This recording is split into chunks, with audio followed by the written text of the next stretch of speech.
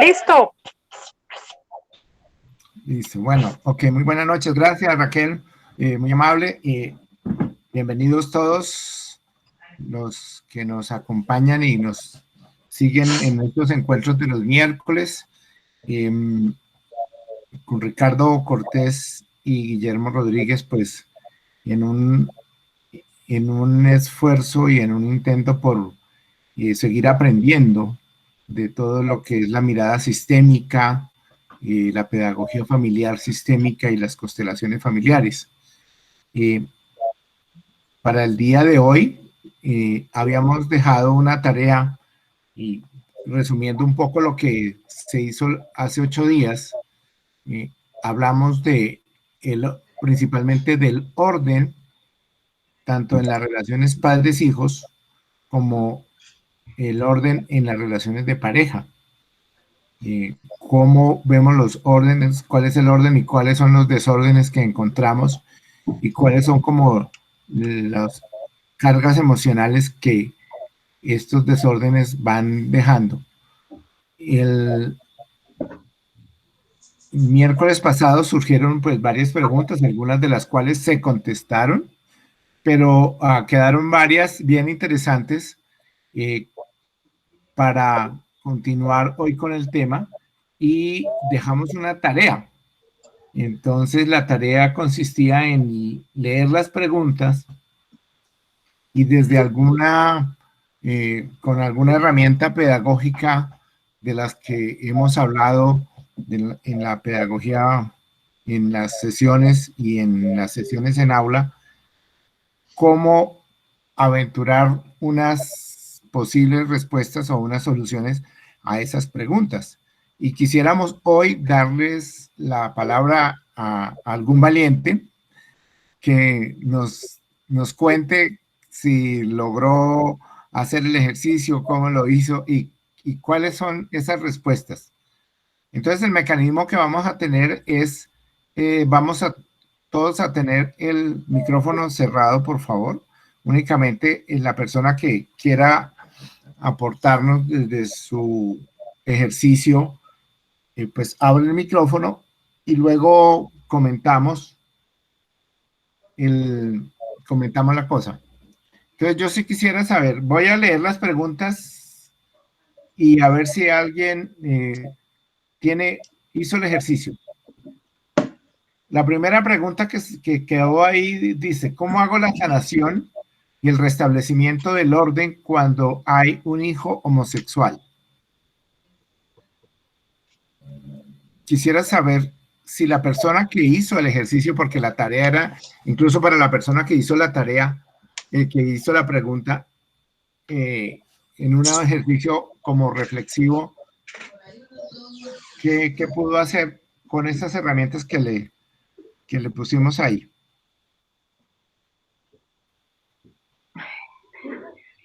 ¿Alguien aventuró una? Yo. Fui yo. Listo. Fui yo.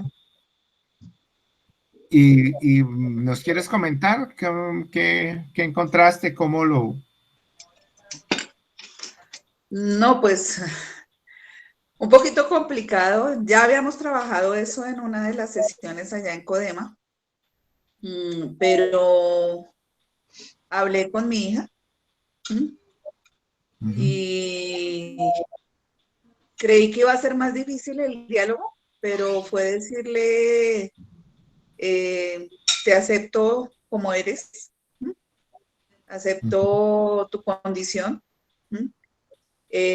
lo único que deseo es que seas feliz y te doy el permiso para hacerlo de manera distinta a como se ha hecho hasta ahora en nuestra familia. Eso lo trabajé. Ok. Hablé con ella el día lunes. Y hablamos de otras cosas muy bonitas respecto a la familia. Hablamos de herencias también. Hablamos respecto a la herencia y que quería de herencia. Se trabajó también esa parte que ya habíamos trabajado también acá, que habíamos hablado al respecto. Entonces, me pareció muy bonito y ella pues se sintió que se quitó un gran peso de encima. pienso yo. Y yo me siento mucho más tranquila. Ok. Y bueno, y desde la mirada sistémica, ¿qué más comprendiste ahí? Pues comprendí que naturalmente en nuestra familia ha habido mucha violencia hacia las mujeres. Y aparte de eso, pues aparte de que pues mi hija haya tomado esa alternativa, está el hecho de que hay conmigo muchas mujeres en este momento solteras y muchas de ellas han decidido quedarse solteras y no tener tampoco hijos. Entonces, eso se ve como un reflejo de esa violencia que han vivido las mujeres a lo largo de muchas generaciones en mi familia. Entonces, esa parte también es importante sanarla. Igual también ya había yo trabajado eso, pero hay que seguir trabajándolo. Okay. Digamos que recordemos que los principios nos dicen la pertenencia, el orden y el equilibrio. Y yo cuando te oigo decir de la violencia hacia las mujeres, en cierta forma eso afecta todo, ¿no? Es decir, como que se excluye a las mujeres, que eso es una violencia. Exactamente. Es un desequilibrio entre lo masculino y lo femenino. Sí. Y obviamente es un desorden, ¿sí? Porque lo masculino y lo femenino y digamos, el orden es que sean vistos los dos, los hombres y mujeres. Los intentos por restablecer la pertenencia, el orden o el equilibrio, en este caso, que es el desequilibrio entre hombres y mujeres, pues nos puede llevar a estas situaciones en donde la elección de pareja cambia para tratar de equilibrar una situación de desequilibrio que viene en la familia. Lo interesante es cómo restablecemos el orden también, ¿no? Cómo restablecemos nuestra familia viendo a lo femenino y a lo masculino tal como es. Hay que incluir a los hombres de la familia porque se han excluido también. Sí, muy bien, claro. Por nuestro dolor, por nuestra rabia, los excluimos, pero entonces, digamos que los hombres al ser violentos excluyen a las mujeres y las mujeres por dolor y rabia también excluimos. Y el asunto es si una exclusión arregla la otra exclusión. Y lo que se hace es perpetuar el desorden y el dolor. Bueno, el desequilibrio. Muy bien. Y el desequilibrio, sí. Muy bien. Qué pena, ¿yo puedo hacer una preguntita frente a eso que ustedes están diciendo en este momento? Claro, Diego. Ok, buenas noches. Eso se trata. Es que hoy en día se discute muchísimo sobre la cuestión de género. Sí. O el tema de género es bastante abordado desde múltiples perspectivas y uno de los discursos de pronto que se trabaja muchísimo es que la construcción del género es una construcción social, ¿sí? O sea, hablar de hombres y hablar de mujeres es más hablar de lo que la sociedad piensa de lo que realmente son. ¿Cómo abordar desde esta teoría sistémica, desde esta pedagogía sistémica y desde constelaciones familiares, ese tema? Y lo pregunto ¿por qué? Pues porque cuando nosotros hablamos que en el sistema familiar hay hombres y hay mujeres y que a cada uno hay que darle el lugar, es comprensible de facto.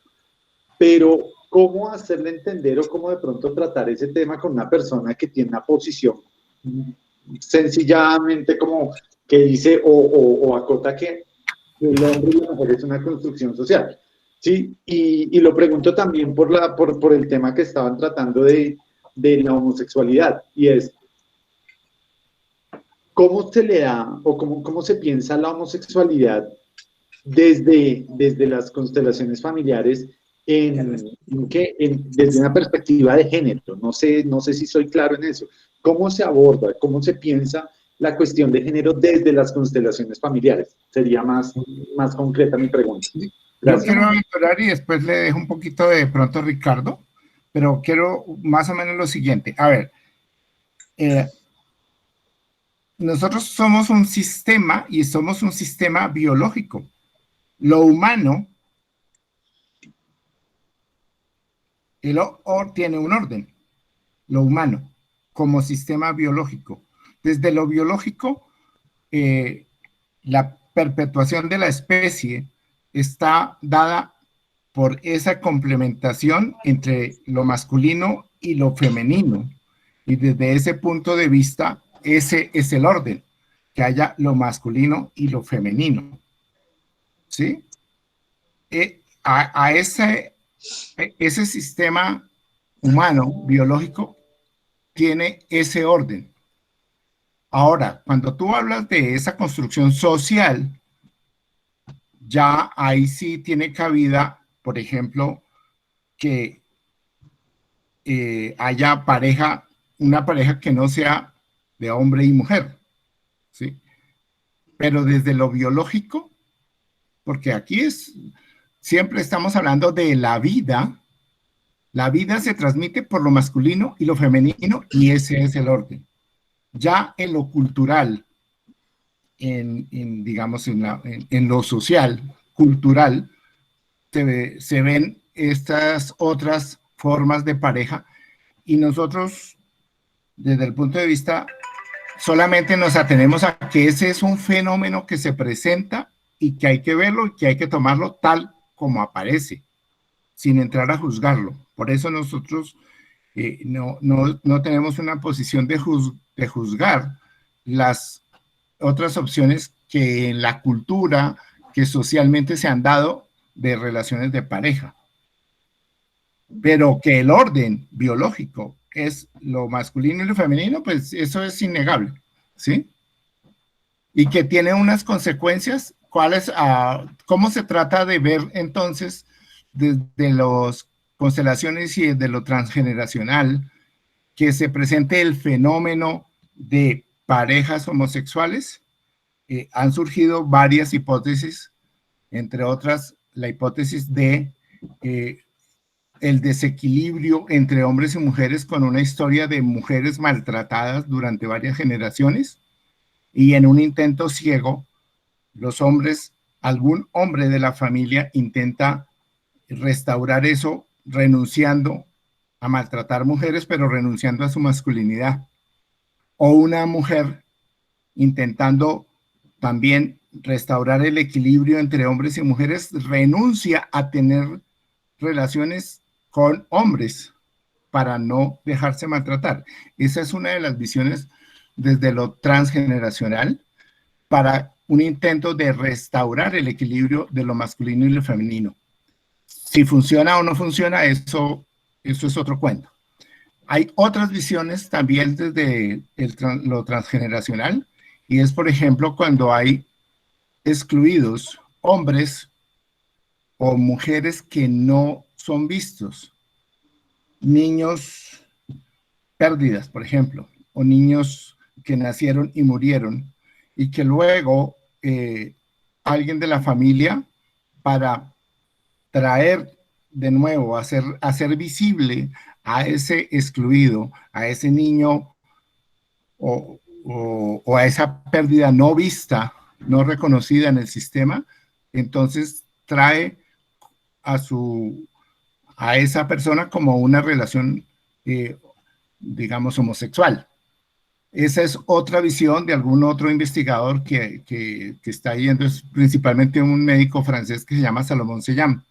Él dice que la homosexualidad podría tener una explicación y muestra casos así. Yo personalmente he encontrado en la consulta las dos posibilidades se han podido ver, ¿sí? Pero como todos los decimos y volvemos a decir, esta es una construcción, una forma de ver los fenómenos, el fenómeno, por ejemplo, de la homosexualidad. No sé, Ricardo, tú qué nos puedes aportar ahí. A ver, mira, es que yo me quedé como pensando mucho en lo que nos compartió Edith. Ajá. Y yo a veces le digo a la gente, ¿por qué es que a mí me interesa hablar de pedagogía familiar sistémica? Porque, Diego, para mí el tema no es el tema de la discusión ideológica. Entiéndemelo en el buen sentido. Para mí el tema es un poco ver lo que acaba de hacer Edith. Cuando ella dijo lo que dijo, yo me imaginaba qué persona tan valiente. Me imagino el proceso personal en el que ella debe estar caminando para que fuera capaz de acercarse a su hija para decirle lo que le dijo. Pero en su proceso, por supuesto que todo su bagaje de experiencia de vida, de historia familiar, de historia personal, pero también de sus conocimientos, de sus habilidades, espero yo, porque ella lo mencionó abiertamente, es como si ella descubriera una cosa que en términos de la lectura desde lo pedagógico para mí es la violencia. Es decir, cuando nosotros hablamos de que el método es un método fenomenológico y nos quedamos con el dato es el dato de violencia. Y entonces, lo que acaba de expresar Guillermo en términos de la exclusión, la violencia, el garantizar que de alguna manera se restaure ese equilibrio entre lo masculino y lo femenino, es como el icono que mueve a que, por ejemplo, una mamá asuma la condición de su hija, pero mucho más que la asuma es que la respete y que de alguna manera le diga, mira, casi que cuenta conmigo y yo voy a respetar y lo que me importa es que tú seas feliz.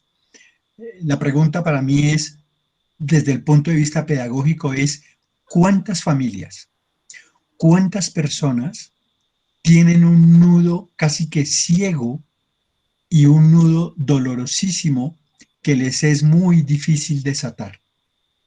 Entonces, yo ya estoy grande y he aprendido que en ciertos espacios hay que dar las discusiones y hay que dar los debates. Pero yo, después de caminar un trozo de vida, cada día me convenzo más en que los recursos de orden, equilibrio y pertenencia son una herramienta que le permite a una persona meterse en un proceso que intenta poner orden, restaurar dolores, restaurar violencias y, como ella decía, incluyendo a los hombres, incluyendo a las mujeres. Entonces, sí, yo creo que hay todo un debate y a mí lo que me duele un poco cuando ya uno tiene años en la vida es que a veces el tema se vuelve un tema ideológico en donde terminamos excluyendo justo la crítica desde donde nos ponemos para hablar del tema. A todo ese conjunto yo lo llamo ideologizar el tema. Sí. Entonces, insisto, eso me parece respetable. Guillermo nos mencionó a varios autores y sus lecturas, y yo sigo diciendo que me quedo con lo que nos compartió Edith. Sí. ¿En qué sentido? En que uno tiene que ser muy valiente para darse la pela e intentar salir de ese nudo ciego que yo me imagino ha atormentado no por un día, sino por muchos, la vida de esa familia en concreto. Y entonces cuando yo pienso en la hija a la que no conozco, me imagino que ella se ha quitado un peso de encima. Yo creo profundamente en eso. Y que quitándose ese peso de encima, ella va a hacer lo mejor que pueda con su vida, porque como dijo Guillermo muy bien, al final del día eso es lo que hay. Y lo que hay es que las personas tengan un proyecto de vida que les haga sentido, pero desde el orden, desde el intento de restaurar, de resanar, de curar dolorosas heridas del pasado. Hacerlo distinto, como lo dijo Edith, para mí es un tema capital. Hacerlo distinto no es que su hija sea mejor o peor que su mamá y su papá, sino que su hija le encontrará sentido a su proyecto. Pero yo sí creo que Edith nos mostró cómo las herramientas, el método, son no solo una mirada teórica, sino son un vehículo con el cual muchas personas logran sanar cosas.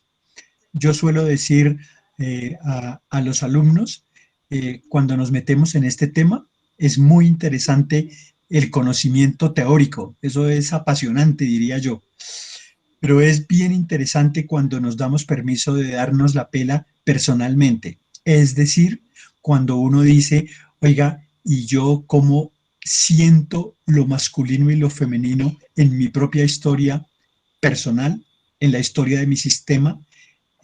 Y cuando ella nos dice la violencia, pues yo creo que ninguna familia de Colombia puede decir que no, que en mi casa sí no pasaron esas violencias. ¿Sí? Entonces, en ese sentido, insisto, me parece que si alguien hizo la tarea como Edith, se pagó la boleta. Sí, se pagó y se pagó, pero con creces la boleta. Yo me siento muy contento y siento el profundo respeto por una persona que tiene la fortaleza para compartir eso. Y entiéndeme, Diego, lo otro es una discusión, pero es una discusión que, créeme, a veces nos polariza, nos aleja y hace que atentemos contra la especie en el sentido de que somos seres humanos. Mira, algún día yo le decía a alguien, ¿qué tal que en vez de tanta discusión ideológica fuéramos capaces de tener más servicios de atención a homosexuales? Porque mi experiencia me ha mostrado que cuando una pareja o una persona, hombre o mujer homosexual, viene conmigo, plantea como humano los mismos dolores que los heterosexuales tenemos. Entonces yo digo, si uno dijera, oiga, venga, miremoslos, respetémoslos, escuchémosles su cuento, pero les podemos ayudar a entender sus dolores. Y a veces la gran comprensión que necesita este país, en mi humilde opinión, es que entendamos las violencias, porque al final del día, para mí, lo que hay que sanar es el enojo. Y si algo produce enojo en la vida de todos nosotros, son las violencias de todos nosotros, porque no es solo una violencia químicamente pura de hombres, es una violencia de hombres y de mujeres. Yo siempre le digo a la gente, a mí particularmente me impresiona mucho cuando una persona adulta dice, yo no tuve experiencia de papá, pero la persona que a mí me maltrató fue mi mamá. Entonces no quiero entrar pero yo sí quiero quedarme con los datos. Y la violencia es de hombres y de mujeres. Y hombres y mujeres deberíamos esforzarnos más para intentar restaurar el desequilibrio entre lo masculino y lo femenino. Al final del día, cuando uno mira con respeto a una persona homosexual, de alguna manera también uno encuentra un corazón necesitado de comprensión, de restaurar y de sanar dolores, pero también de querer vivir con sentido en la vida. Y chévere que hayas hecho la pregunta, porque si no, quedamos como ingenuos que somos la única y la última palabra, ¿no? Hay muchas lecturas, hay muchas maneras de ver, pero yo personalmente he hecho una opción. Me quedo con lo pedagógico, si eso les sirve a las personas para que puedan retornar a mirar desde una manera positiva y con esperanza las dificultades que de una u otra manera la vida nos presenta a todos. Ricardo, yo ahí, y en reconocimiento a Edith, lo mismo que tú haces, creo que ella nos da un ejemplo perfecto de yo me bajo del bus de los buenos.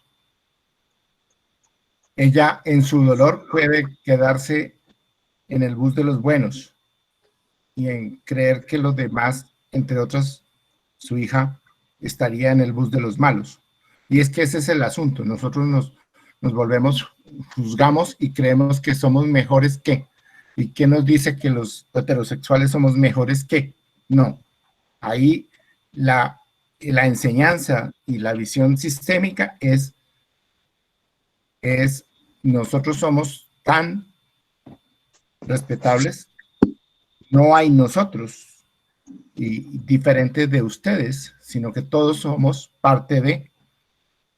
Y entonces, esto que nos enseña Edith es pues valiosísimo porque ella se baja del bus de nosotros los buenos y eso le permite una paz y una tranquilidad en su corazón. Y además le permite una paz y una tranquilidad a toda su familia y a su hijo. Muchísimas gracias. A ustedes también, especialmente. Gracias a ustedes que me han enseñado todo esto.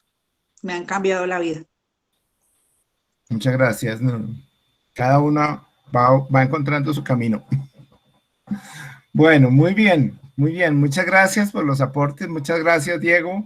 Gracias a ustedes. Muchas gracias porque me permite aclarar y podría señalar que las dos posturas, si bien tanto la de Guillermo como la de Ricardo, si bien de pronto están matizadas cada una hacia un costado, las dos se complementan, porque por un lado entendemos la parte biológica o aceptamos la parte biológica, la condición natural, pero por el otro lado también reconocemos ese gran elemento que es la condición humana, que no se puede catalogar y que no se puede como tal menospreciar o valorar, supravalorar, sino simplemente se acepta. Muchísimas gracias. Ok, a ti. muy bien. Vale. Bueno, había otra pregunta que dice, cuando es evidente que los padres cometen errores que causan desorden al sistema, y ¿es inadecuado hacerles ver esto de manera respetuosa y cariñosa? ¿O es preferible el silencio por respeto a su jerarquía? No sé si alguien hizo alguna reflexión, un ejercicio.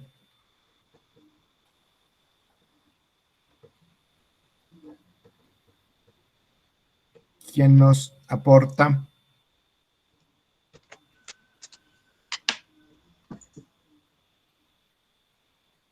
¿Nadie? ¿Otro valiente?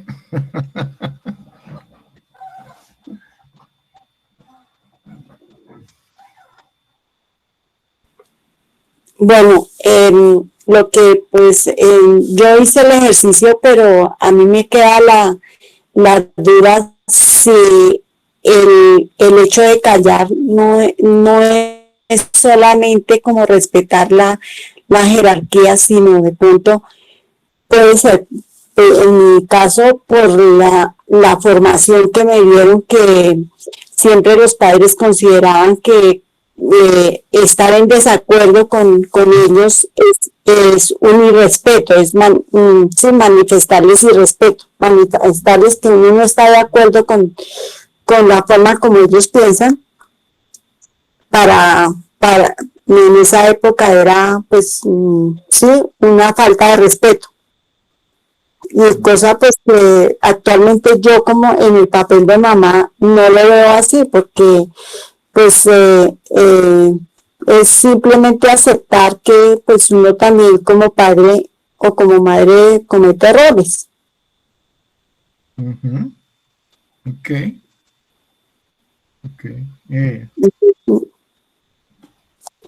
Ese es mi pensar.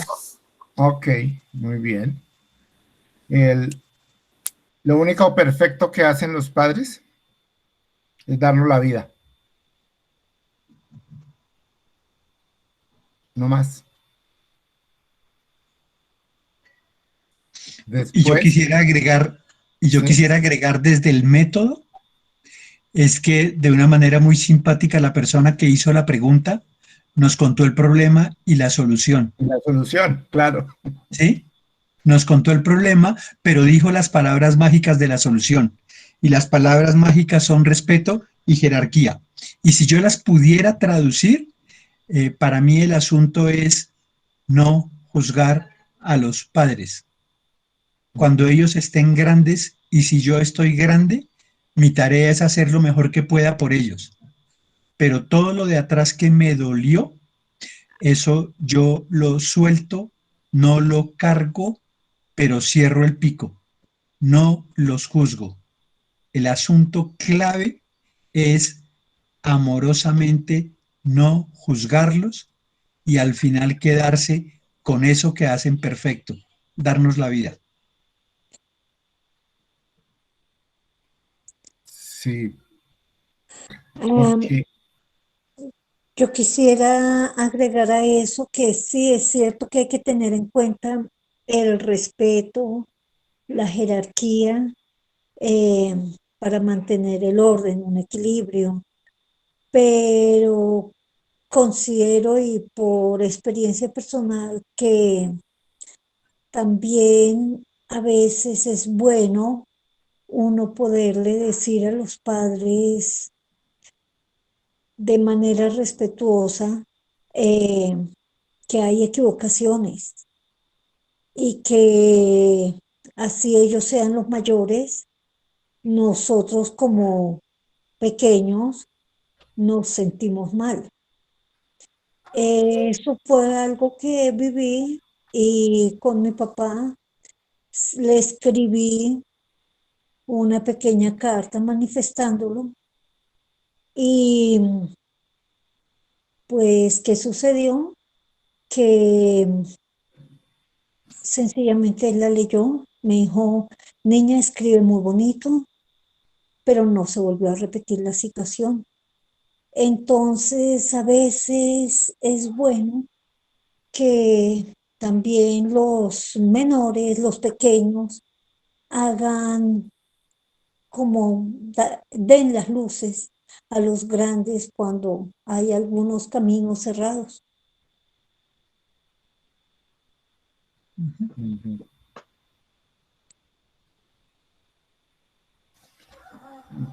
parece que hay muchas personas que tienen esa misma visión y yo sí me pregunto si, si eso es un orden. Em, el De todas asunto es que de alguna manera lo único, vuelvo y retomo, lo único perfecto que hacen los padres es darnos la vida. El resto son seres humanos. Ajá. Es decir, yo me remitiría, por ejemplo, a mí mismo frente a mi hijo. ¿Qué tan perfecto lo he hecho yo con mi hijo?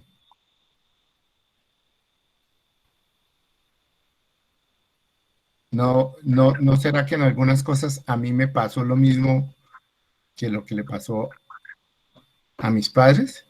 Yo creo que todos como padres nos equivocamos. Ah, Nos ok. equivocamos en el querer hacerlo bien, en Claro, el... todo lo hacemos por amor. Eso es esa- lo que, ese es lo que hay que tener, digamos, como más en el corazón.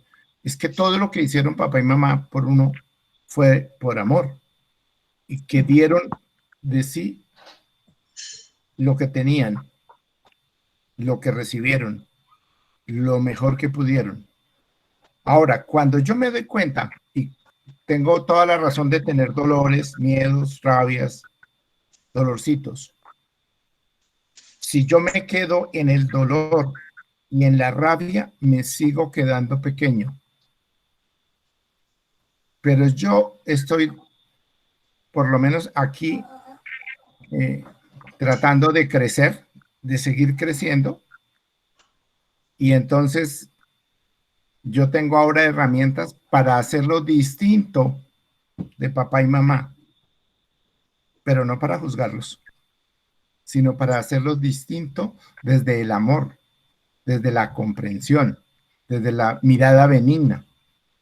Si yo me quedo en mi rabia y en mi dolor y en tratar de corregirlos a papá y a mamá, o ya a los papá y mamá mayores y viejos, pues sencillamente me quedé en lo pequeño, no he crecido, estoy en pequeñito también, todavía me duele, todavía me da tristeza, todavía me da dolor, todavía tengo rabia, entonces mi crecimiento, ¿dónde está? Me pregunto. Yo sí insisto en esa visión, a ver si logramos comprender el orden, porque estábamos hablando del orden, y es a papá y a mamá se los comprende, y como dice Ricardo, cerramos el pico y les pedimos permiso para hacerlo distinto. Si yo he crecido y he comprendido sus errores, ¿cómo hago yo para no repetir con mis hijos esos errores? Eso, ahí es donde yo tengo la opción de cambiar el camino, de cambiar la historia de la familia, de cambiar la memoria de la familia. Es decir, yo comprendo lo que pasó atrás en la familia, ya cuando lo entiendo, sin juzgar, miro hacia adelante y veo cómo lo hago distinto con mis hijos. Yo como padre ahora, ¿cómo lo hago? Esa sería como mi visión. No sé quién más. Ricardo, ¿quieres aportar algo ahí? No, creo que Bárbara quería decir algo.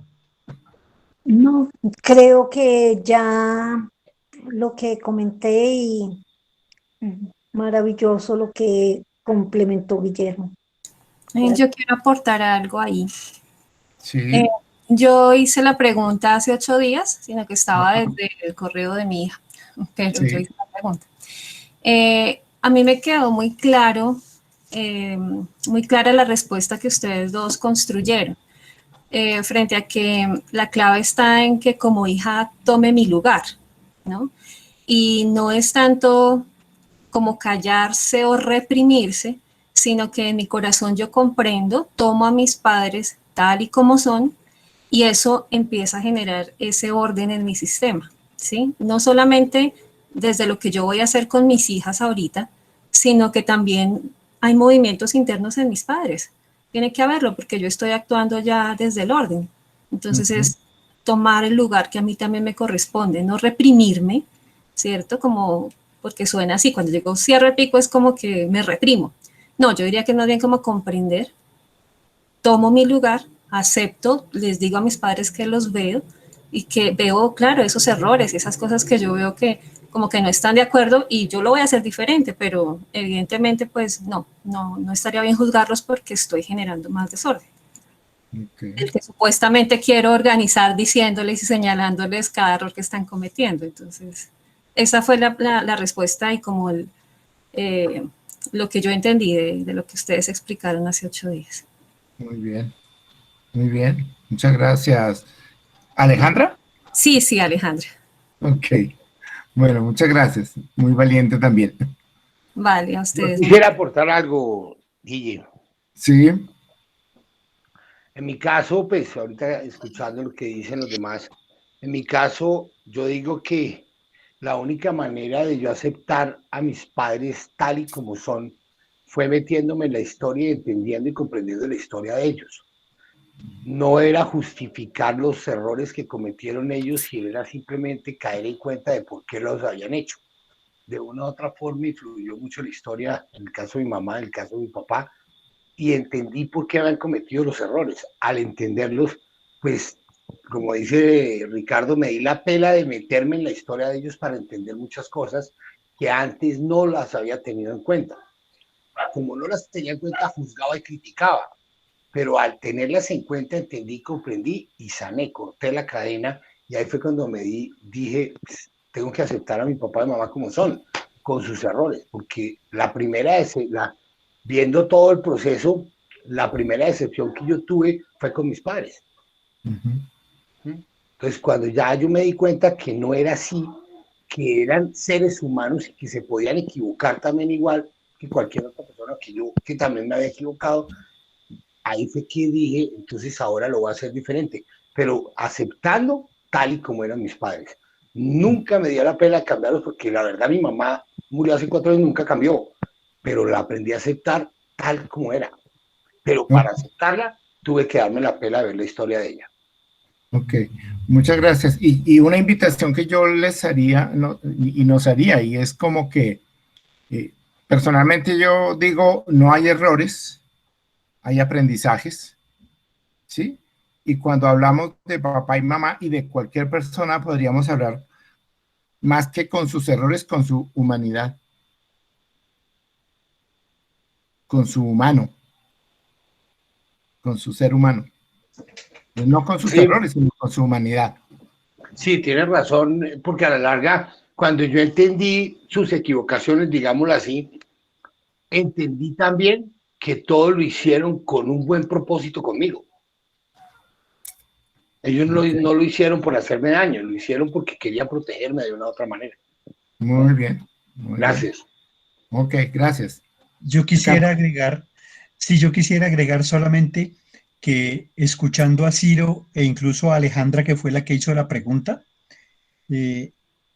como de alguna manera eso nos toca a todos, o sea, esos no son solo preguntas de Ciro y de Alejandra, sino a todos. Ahí va otro cuento pedagógico. Cuando yo intenté hacer lo que le acabo de escuchar a Ciro, yo hice una formulación pedagógica que me ha ayudado mucho y espero que ayude. Y es que cuando yo como un pequeño los miro, entiendo que a mí me duele mucho que a mi papá le doliera y entiendo que a mí me duele mucho que a mi mamá le doliera. Y cuando yo experimento eso, entonces tengo una mirada benigna hacia ellos. Y a eso es a lo que yo llamo cerrar el pico y quedarme con los que me dieron la vida. Pero yo sí tengo que darme la pela en términos de entender y de vivenciar, de experimentar, que comprendo, que entiendo la historia de ellos en esa formulación de me duele que les duela. Muy bien, Ricardo, porque esa es la mirada sistémica. La mirada sistémica es, yo tengo un dolor con mis padres, yo tengo una rabia con mis padres, pero mi mirada sistémica me permite extender la mirada hacia más atrás de papá y mamá. Y entonces mirar allá la historia con los abuelos y entender que entonces papá y mamá también tienen dolores y miedos y rabias como los míos. Entonces es mirar eso. Digamos que se supone que aquí lo que nosotros estamos y desde la pedagogía familiar sistémica es extendamos la mirada más allá. Ya no salimos de nosotros, llegamos a papá y mamá, pero salgámonos de papá y mamá y miremos más allá y ampliamos mucho más la mirada. Y también, luego de entender eso allá, también puedo mirar hacia adelante y cómo es la situación hacia adelante de mis hijos, mi pareja. Entonces, digamos que eso es mirada sistémica. Muy bien. Bueno, aquí hay una pregunta. ¿Sí? Frente a eso, yo también quisiera plantear otra situación. En el momento en que nosotros hacemos esa mirada sistémica y nos permitimos hacerlo diferente, surge de alguna manera dentro del inconsciente a veces como esas culpas de sentir que llevamos la contraria de lo que querían nuestros padres frente a ciertas temáticas. Entonces, ¿cómo sistémicamente afrontar esas culpas que de alguna manera el ir como en contra de la corriente, a pesar de que yo sé que de pronto esto me va a favorecer o me va a permitir hacerlo diferente, cómo alivianar esas culpas? que de alguna manera son necesarias que aparezcan porque lo estamos haciendo diferente. Muy buena pregunta. Yo creo que de alguna manera, como dices, Patricia, lo hemos hecho en el sentido de mirar a papá y a mamá tal como son. Y en ese sentido te invito a que mires a papá y a mamá tal como son y a decirles, papá y mamá, con amor y con respeto, yo dejo su historia con ustedes. Con amor y con respeto, no los juzgo. Pero les pido permiso, y aquí está la clave para dejar la culpa. Les pido permiso para hacerlo distinto. Es cierto lo que tú dices, si yo lo hago distinto, de alguna manera siento que soy desleal a como se es en mi familia, sí. Y siento que voy a dejar de pertenecer y siento miedo de dejar de pertenecer, sí. Pero ahí es donde personalmente encontré como esa formulita de decir, papá y mamá, les pido permiso, o abuelos, les pido permiso para hacerlo distinto, sin juzgarlos, y para hacerlo distinto. Fíjense que la palabra distinto no juzga. Si yo dijera, les pido permiso para hacerlo mejor, estaría juzgando. Pero si yo digo, para hacerlo distinto es para encontrar mi propio camino, mi propia forma de hacer las cosas. Y cuando pides permiso, entonces sientes que ellos no, tampoco se van a poner bravos porque tú lo hagas distinto. Muy bien, muchas gracias, Patricia, por la pregunta. No sé si Ricardo tienes ahí algo que... Sí, mira, es que también reitero que la pregunta es muy bien formulada y es muy interesante. Y cuando yo escuché la pregunta, pensé como en ese binomio de inocencia y culpa. Muy bien. Y ese binomio de inocencia y culpa casi que acompaña todas las interacciones humanas. Y lo segundo que pensé es que culpa tiene que ver con carga. Entonces, hay cargas que no son de nosotros. Y hacerlo distinto es de alguna manera descargarse de esos fardos pesados. Descargar el peso de cosas que no son de uno. Creo que hay otra dimensión de culpa, de carga, que tiene que ver con la carga personal. Entonces, diciéndolo en orden, las interacciones humanas están trazadas por inocencia y culpa. Y me suena que culpa hace referencia a cargas de otros y a cargas personales, pero ambas cargas se pueden solucionar. Las de otros, cuando yo miro a mi sistema, entiendo esos dolores de otros, más aún lo entiendo en mis propias emociones y en mi propia historia, y me doy permiso de soltarlo. Pero asimismo, me doy permiso de entender mis propias cargas, fruto de mis propias culpas, y de alguna manera hago el mismo proceso, pero para conmigo mismo, en el sentido de mirarme de una manera más benigna.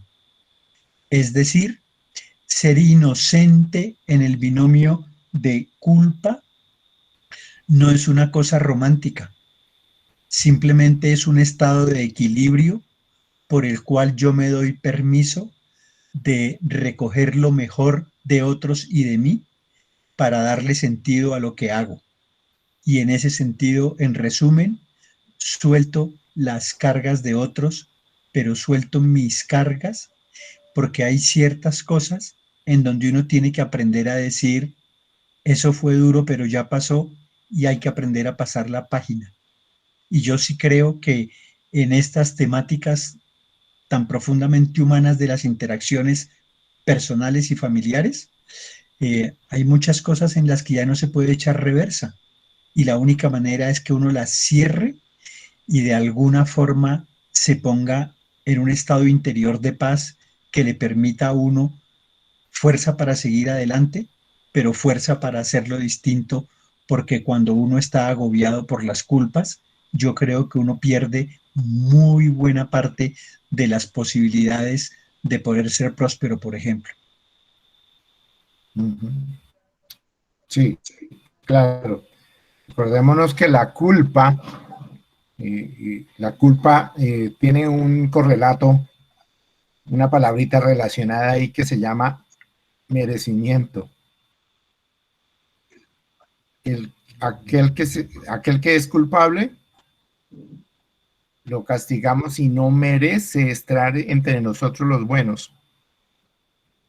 Y cuando yo soy culpable, yo no merezco estar entre los buenos. Yo merezco todo lo malo.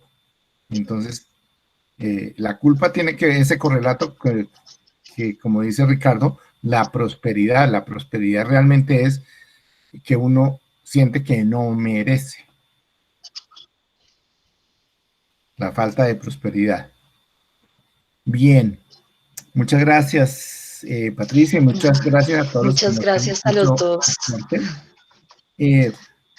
Ricardo, no sé, están surgiendo preguntas, como les pusimos las películas como temática, están surgiendo preguntas de si podemos hablar sobre las películas, y hay me han llamado incluso hoy, y estuvimos antecitos de que tú entraras, porque sobre todo la película, Dime quién soy yo, el documental, pues ha causado mucho impacto, ¿no? Ajá. Entonces no sé si quieras abrirnos el micrófono para esa temática y le hablamos, o sí, parece sí. Interesante, ¿no? Nos queda media hora. Sí, vale. ¿Vale? Ok. Bueno, entonces para cerrar con esta parte, la invitación es a que volvamos a mirar todas esas preguntas y otras que ustedes surjan, pero la idea es que hagamos uso de todas estas herramientas pedagógicas que ponemos, que nos ponen la pedagogía y las constelaciones, ¿no? Que hagamos uso y el marco de referencia de la pertenencia al orden y el equilibrio para entender y darle como salida a todas esas situaciones que nos surgen a manera de preguntas. Bueno, la otra temática que pusimos esta semana en el tapete fue un par de películas que nos sugirió Ricardo Cortés. Una película que se llama Los Escritores de la Libertad, que es una película histórica de una profesora en un distrito ahí de Nueva York. Muy interesante. Y la otra película es una historia también verdadera de unos hermanos, de unos gemelos. Bastante fuerte la película de los gemelos, pero bastante, digamos, ilustrativa como para analizar a la luz de la pertenencia al orden y el equilibrio en estas situaciones. Entonces quisiéramos de pronto como oír quién ha visto la película y qué ideas han surgido. Mariluz. Guillo. ¿Sí? Yo quisiera decir una palabrita sobre la película de Los Escritores de la Libertad. Ok. Y lo que quisiera acotar es que ese para mí es un perfecto ejemplo de cómo una persona entiende que hasta utópicamente se puede hacer algo distinto. Es decir, cuando ella se convenció de que eso así no podía ser y que lo podía hacer distinto, ella no sabía, pero ella intuía que lo podía hacer distinto. y un poco la reacción, que es como la lealtad que muestra la película, es que todos los que conocían muy bien el sistema educativo decían, esta es una vieja chifloreta que no tiene ni idea, que no conoce, que no tiene experiencia, todo el mundo la menosprecia y ella se empeña en que lo hará distinto. Y en ese sentido, hacerlo distinto, que sonó casi que a un acto totalmente utópico, se volvió una posibilidad pedagógica de cambiar y de restaurar y sanar en muchas personas, y ese para mí es, por ejemplo, la fuerza de la pedagogía. Ella se convierte en un ícono de cosas que se pueden hacer. Ella lo hizo a una dimensión impresionantemente significativa, pero yo creo que como maestros sí tenemos que darnos permiso de entender cómo yo, sanando mi propia historia, podría intentar hacerlo distinto al sanar las historias, sobre todo de los jóvenes. Es que a mí lo que más me llama la atención es que cuando en las primeras escenas yo veía a esos hijuemadres chinos, yo decía, hijuemadre, yo saldría corriendo, yo no sería capaz de resistírmelos, ¿no? Y esta mujer hace unas vainas que después uno dice, mucha guapa, y yo vuelvo a reiterar mi tesis de que todos los que trabajan con muchachos y muchachas son unos guapos, son unos valientes, pero todos tenemos la meta de hacerlo distinto. A mí esa película, en ese sentido, me parece que pedagógicamente hablando, es un perfecto ejemplo de lo que aquí hemos dicho en términos de restaurar, de ordenar y de incluir. Muy bien. ¿Qué dice Mariluz? Estaba muy divertida. Mira, a mí me parecieron fenomenales las dos películas. Muchas gracias por sugerirnoslas. Estoy de acuerdo con Ricardo. Yo me gustó mucho ser maestra cuando estuve aquí, pero también veo en tantos maestros jóvenes tantas ilusiones que me les quito el sombrero. Jóvenes y bueno, también mayores, ¿no? Pero pues, ella estaba empezando y me pareció interesantísimo. Menos mal que también muy inteligente, porque ella sabía que si no iba a la autoridad que tuviera más poder que el colegio, no iba a poder hacer nada. Pero pues genial, me parece esa película genial. Y con respecto a la de los gemelos, me impactó mucho y quiero preguntar, ¿ustedes creen que cuando se despertó Maximiliano es que se llamaba el que sufrió el accidente? Sí. Alex, el muchacho que perdió la memoria, y cuando él se despertó y solo reconoció a su hermano, tendría que haber pasado que por la historia de dolor que vivió con su mamá o por el abuso del que fue víctima por parte de su mamá, él no quiso recordar sino a su hermano. Yo ahí quiero preguntarles a ustedes eso, si es que una pareja de gemelos es tan el mismo ADN, la misma sangre, que hasta en eso, y dado ese antecedente de abuso sexual de la mamá, entonces Alex solo quiso reconocer o identificar o reconocerse o recordar a su hermano gemelo. ¿Me escucharon? Sí. Ok. Sí, yo quisiera preguntarles a ustedes eso, es tan fuerte el lazo entre hermanos gemelos. Hay un principio de orden ahí, digamos que... Es que primero es el gemelo. En orden, en familia es, mis abuelos son los más grandes, orden y jerarquía, papá y mamá son más grandes que yo, ¿sí? Y como entre los hermanos, el orden es el mayor, del mayor al menor, es como el hermano mayor, el siguiente y el siguiente. Pero hay una excepción al orden y a la jerarquía en los hermanos gemelos. Llamamos gemelos a los univitelinos, a los que nacen de una sola bolsa. Esos hermanos, efectivamente, ¿cuál es la característica de ellos? Que su información genética es exactamente la misma, porque hubo una sola célula que fue formada por el óvulo y el espermatozoide, y en algún momento esa sola célula se dividió en dos y da origen a dos embriones y a dos personas. Entonces, ahí, ¿qué es lo que pasa? Que los gemelos tienen la misma información genética. Sí. Mientras que nosotros, como hijos, con mamá, tenemos diferente información genética, porque mi información genética es de mi mamá 50%, de mi papá el otro 50%.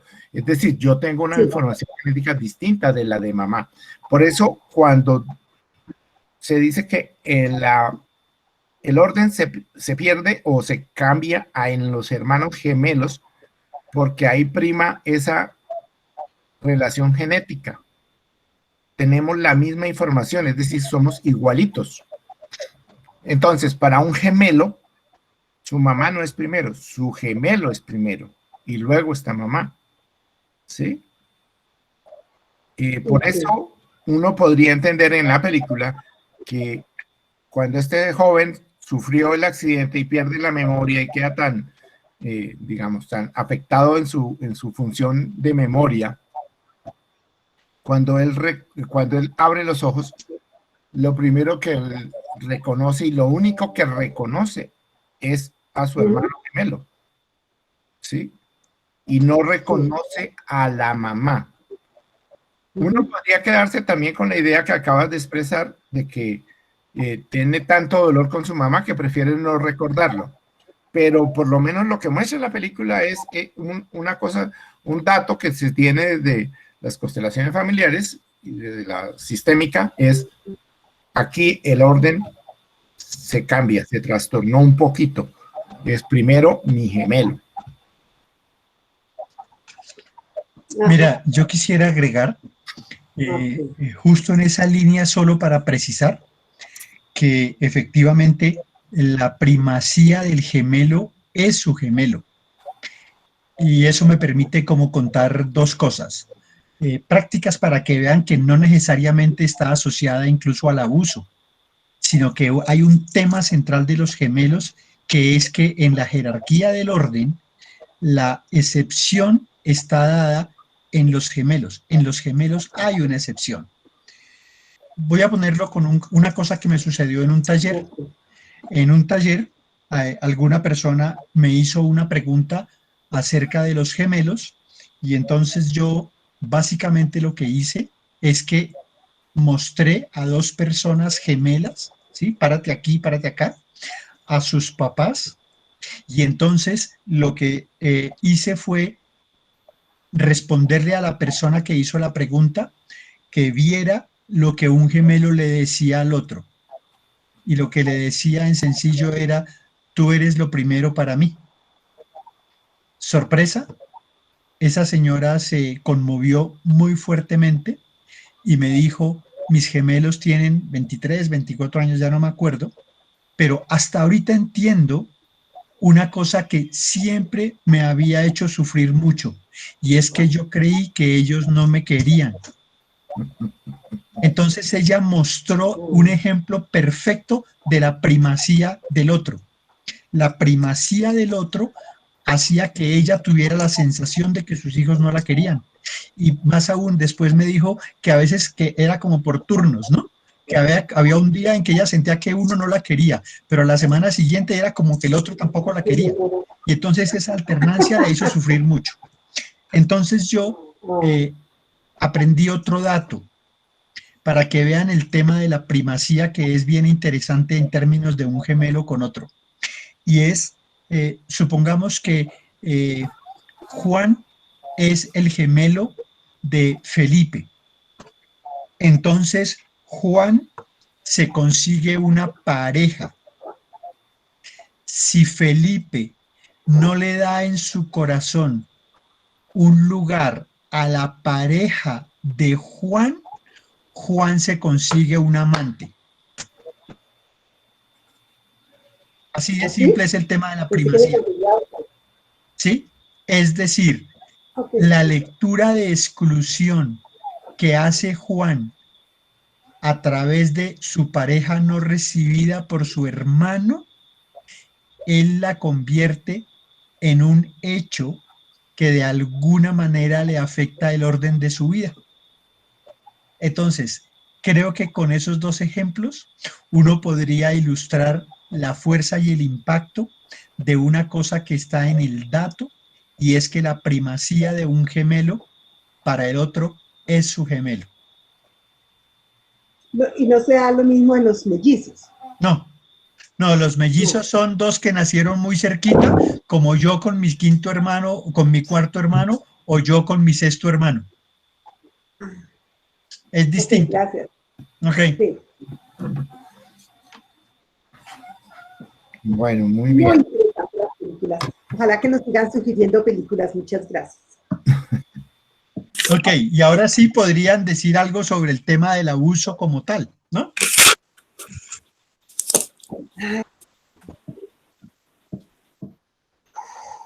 Bueno, yo tengo unos apuntes sobre unas palabras que pronunciaba cada uno, y por ejemplo, cuando Alex dice guardé silencio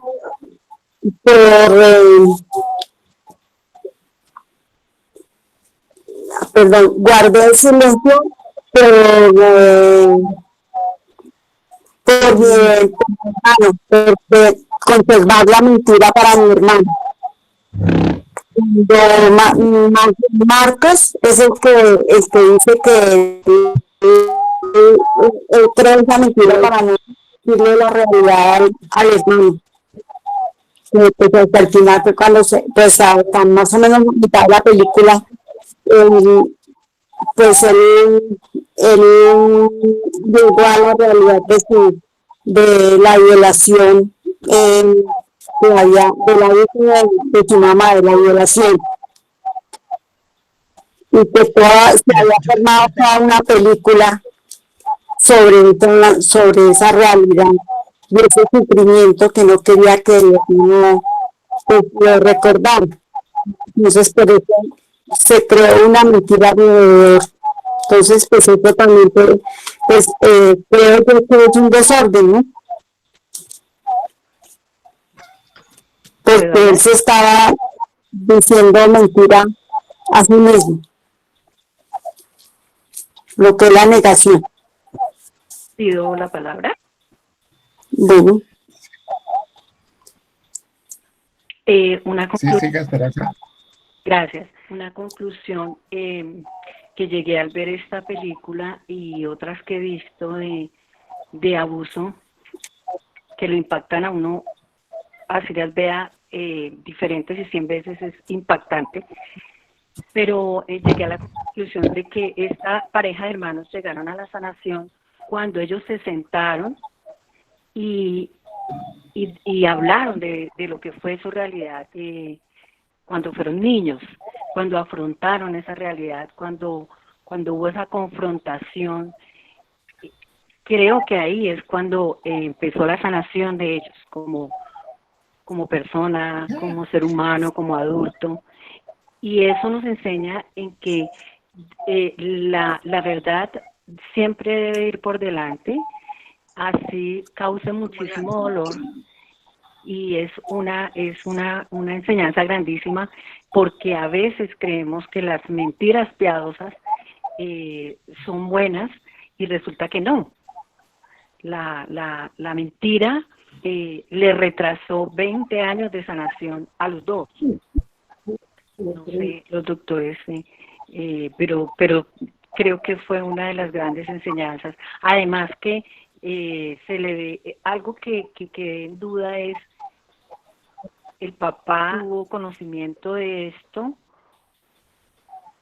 o solamente la mamá? Creería que también él tuvo conocimiento o se hizo el de ojos y oídos sordos. Y gracias a todos por este espacio.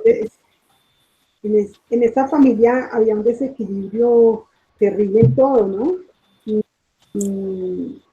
O sea que no había ni equilibrio, ni orden,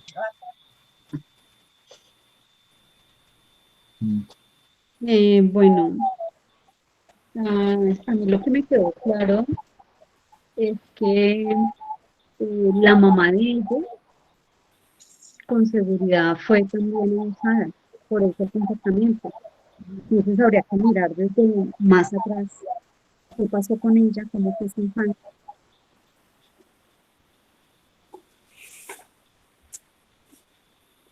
Edith. Sí, yo veo ahí también que el vínculo tan grande que hay entre los gemelos es lo que hace que el gemelo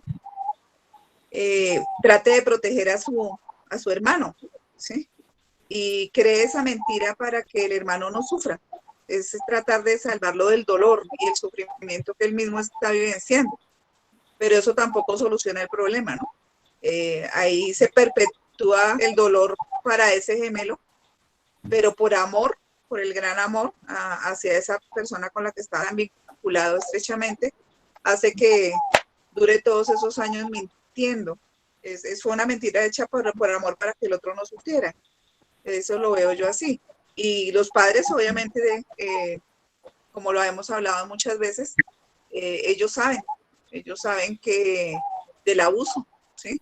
En este caso, el padre muy probablemente sabía del abuso, sino que, como decía la compañera, se hace el de la vista gorda y permitió todos esos abusos. Lo otro es que el hermano logra también por amor hacer que la madre dejara de abusar de ellos, ¿sí? Cuando ya puso un alto en el abuso, logra el bienestar para los dos en ese momento.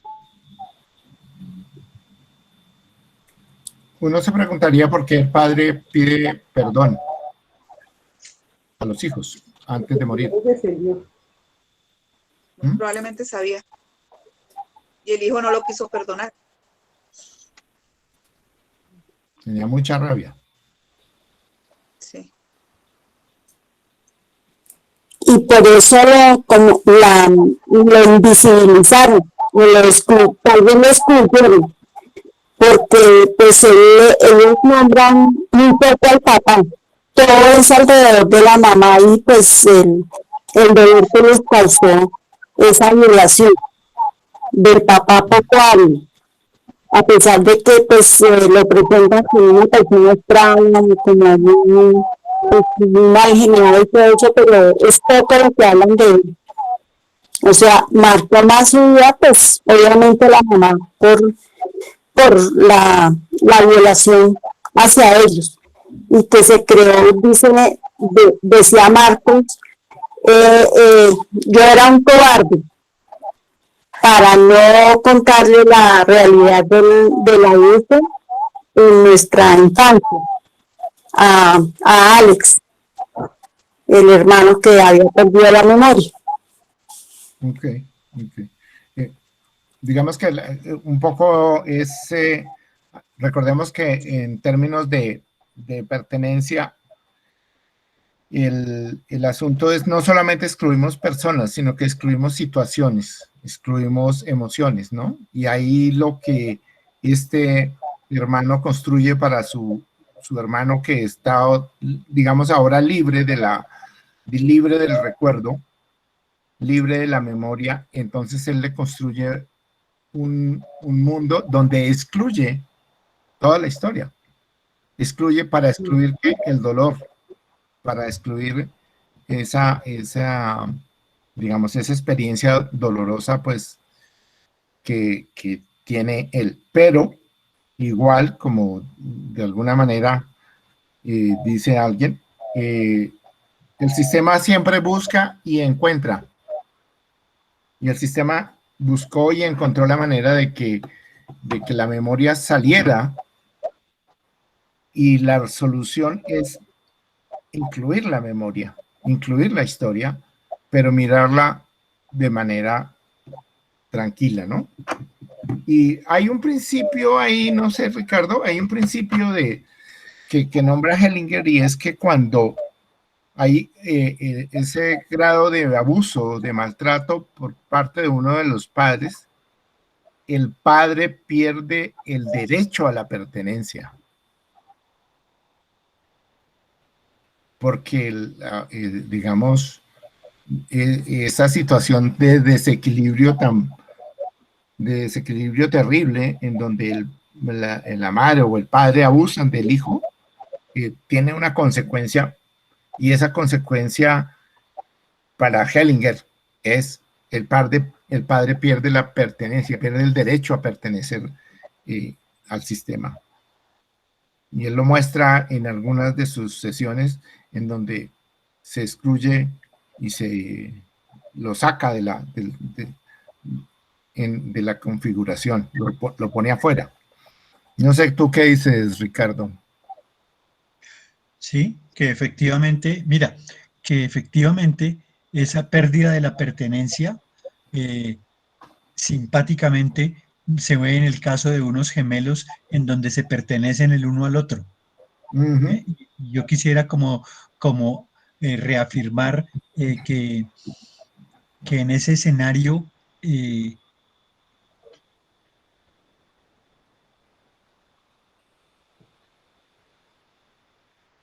¿Aló? ¿Aló? Sí, ¿te escuchamos? Yo tengo aquí problemas de sonido. No, ya te estamos oyendo. A ver. ¿Aló? A ver, una de las cosas que me llama la atención de la película es que todas las reglas de orden, equilibrio y pertenencia en los gemelos se cumplen, pero todas las reglas en términos de los dolores de un abuso también se cumplen. En un caso dramático que es ver que es mamá la que es abusadora. Es decir, el primer amor de la vida es la mamá, y la mamá en este caso es quien hace el abuso. Y lo que yo sugerí al grupo para ver la película era que fuéramos capaces como de leer esos aportes que estamos haciendo acerca de cómo se cumple ahí, cómo podemos constatar ahí lo de orden, equilibrio y pertenencia. Pero por eso quisiera que Henry está pidiendo la palabra, como que le escuchemos. A ver, Henry.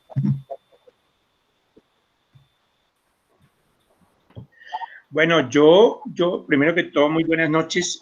Yo no voy a hablar sobre el documental porque realmente vi el que no era. También resulta que me puse a mirar y terminé con Las Abuelas de Mayo. Que de todas maneras vale la pena que lo vean porque resulta que fueron hijos de las abuelas y nietos que nacieron en un régimen y que fueron retirados de su sistema familiar, y el sistema es tan fuerte que las mismas abuelas perseveraron para recuperar esos nietos y perdieron muchos hijos. Eso fue algo desastroso en la historia real de Argentina. Vale la pena que la vean y la discutimos después.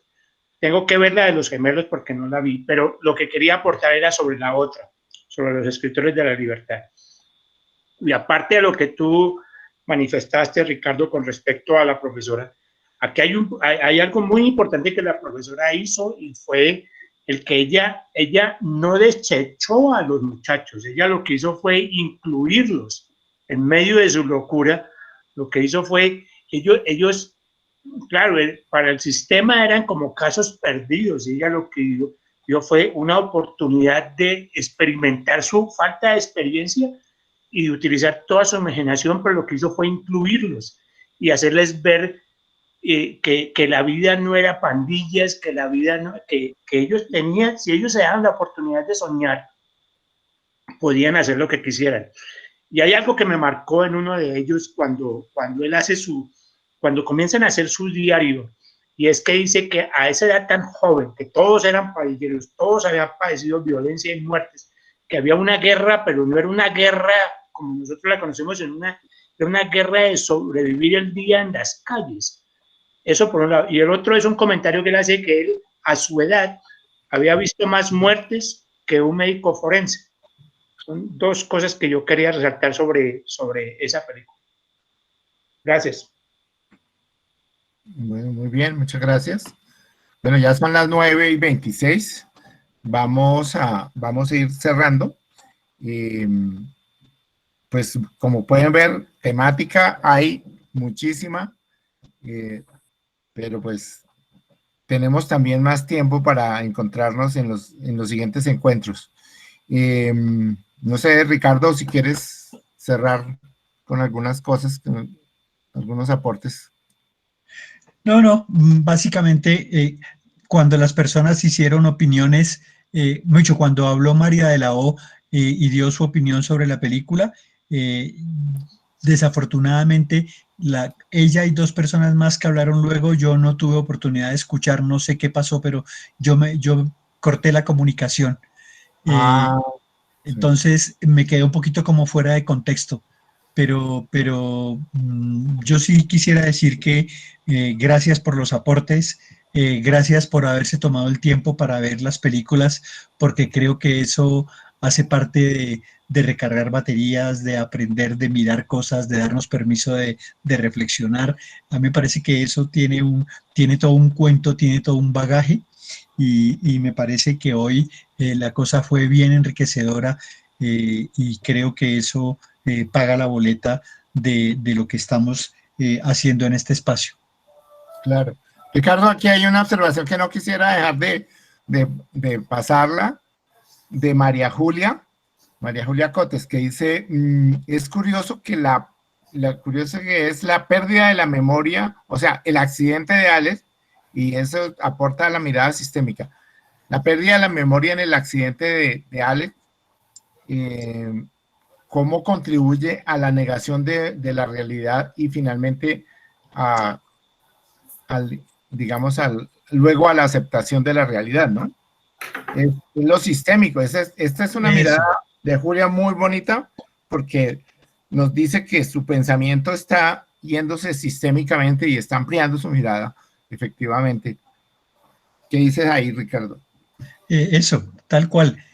Para mí, por ejemplo, lo comentábamos con mi mujer, el accidente es un tema totalmente sistémico, y perder la memoria, más que la negación, sí es la negación, pero es un cuento de la expresión, primero, de la magia del cine, pero segundo también del trasfondo sistémico que hay ahí.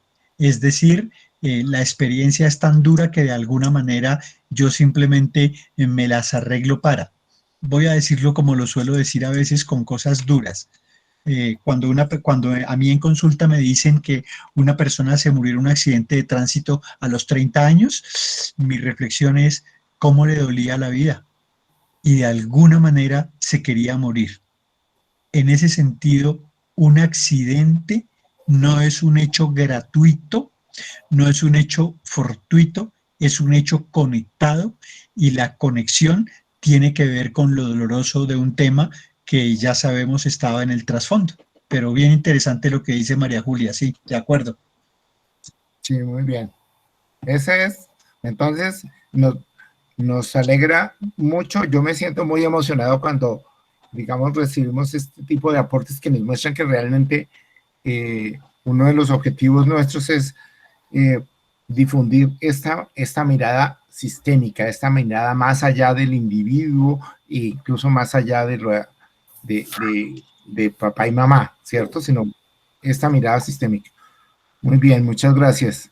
Bueno, creo que hemos llegado, son las 9:30. Muchísimas gracias a todos. Gracias, maestro. Gracias, buenas noches. Buenas noches, muchas gracias. Gracias. Bueno, muchas gracias. Muchas gracias. Buenas noches para todos. Muchas gracias.